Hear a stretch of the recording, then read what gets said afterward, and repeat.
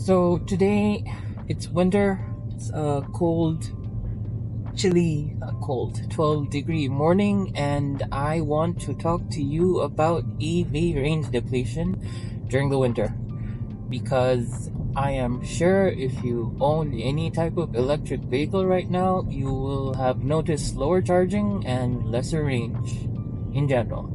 Battery chemistry is all the same, at least so far, and mostly in these lithium ion phosphate, you name it, batteries that you get in EV cars.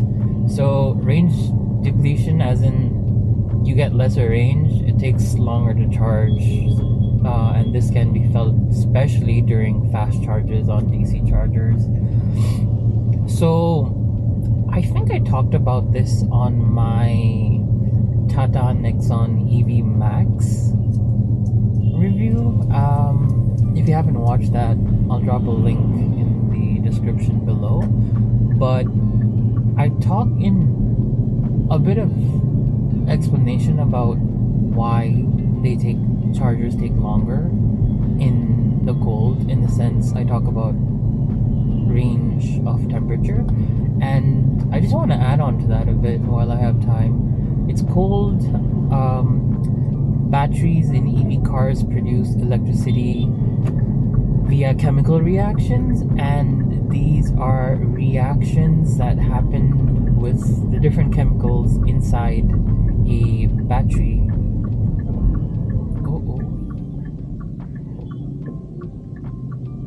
Inside, yeah, I just got stuck at a red light. I'll just wait here. Inside a battery, between the anode and the cathode, we've all heard about lithium ion phosphate. There are new sodium batteries in production, I think by Toyota. And then there is different variations to these batteries, basically, and these chemical reactions in the battery are what produces electricity, and they peak, like the rate of reaction peaks probably at a certain temperature range, a warmer temperature range, and the colder it is, the slower these reactions occur, and so that accounts for both charging and discharging, and thus as a result you just have slower charging times, like especially DC fast chargers. The thing with DC fast chargers is, yes, a car will claim that it can fast charge up to like 80 kilowatts or 60 kilowatts or 25-30 kilowatts. I think 25-30 is what Tata claims, and then you have BYDs with about 60-80, and then these Hyundais are also similar to that. It's only the EV6 and Ioniq 5 that have like ridiculously fast charging times over like 120 kilowatts. But anyway, what I meant is these batteries have to be in a certain temperature range themselves to like accept that much of charge. But the thing is, when you plug in a battery in colder days to charge, it's usually not in that temperature bandwidth, and so it slowly heats up and slowly accepts charging faster up until it reaches its optimum level. And certain car manufacturers, I'm not sure about the cars you get in Nepal, because Nepal, Kathmandu, doesn't really deal with that cold of a climate. But the thing is, they come with battery preheaters, so that by the time, I think Teslas do, I'm not sure, and software integration shows, there's a software integration that basically allows cars to know when you're coming to a fast DC charger, and then the car will itself start to preheat and precondition the battery so that when you plug it in, it's just in the optimum temperature range and just kind of like soak in everything at once. But for the most cars, I don't know if that's even available in Nepal, because there isn't exactly a supercharger Tesla network, and the EVs that you do get here, I'm not sure whether they have this sort of feature in them. It would be great if it did, but I am not sure. Don't quote me on this.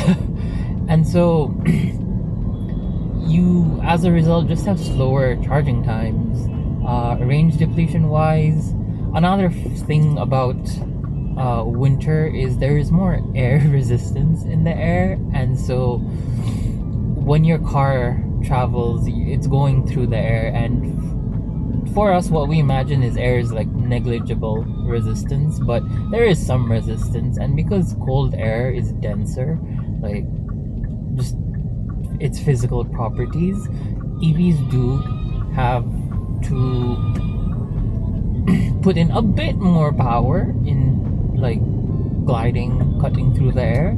And so that's another factor about why EVs generally have less range, because it's spending a bit more power. Like, I know these are things that you never think about in a gasoline engine, but again, it's an EV car, and it's these sort of things are, it's quite sensitive to this sort of things, basically the air temperature, the resistance of the air. And that's why manufacturers try to make EV cars as aerodynamically as possible, like wheel covers to like slipstream the wind on the sides, and then the bonnets don't have grills so that air can just like get sliced through in the front end.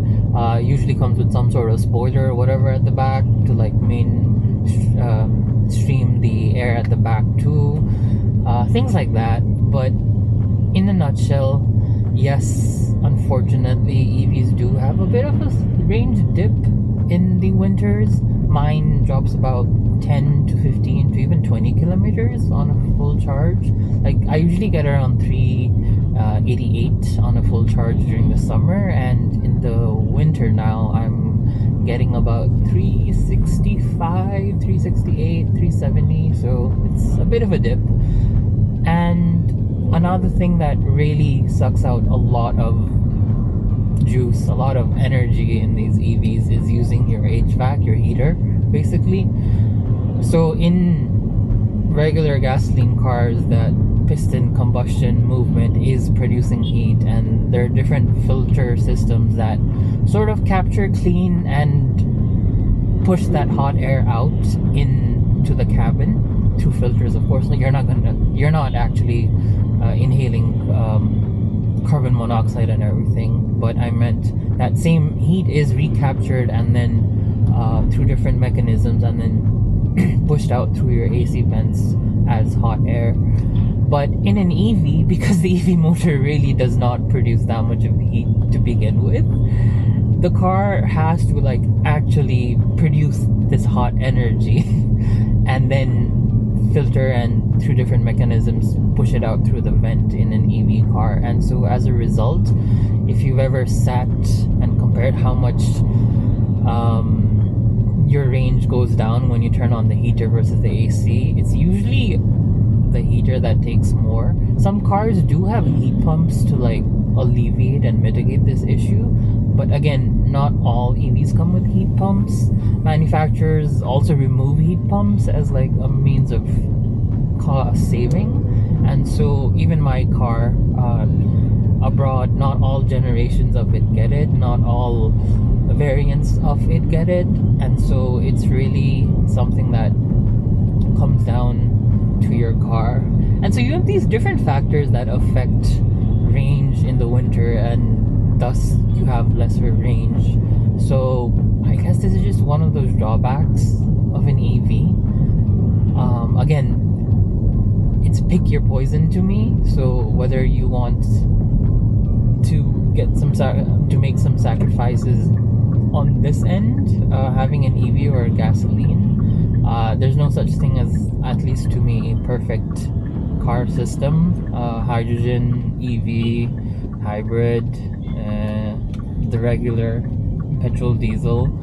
So yeah, just something I wanted to tell more people about now that it's winter time, and there is definitely going to be new EV users a bit concerned about why my car is giving lesser range and efficiency in the winter.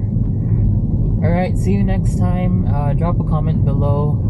Feel free to subscribe if you liked what I've been saying and what you can learn out of these videos.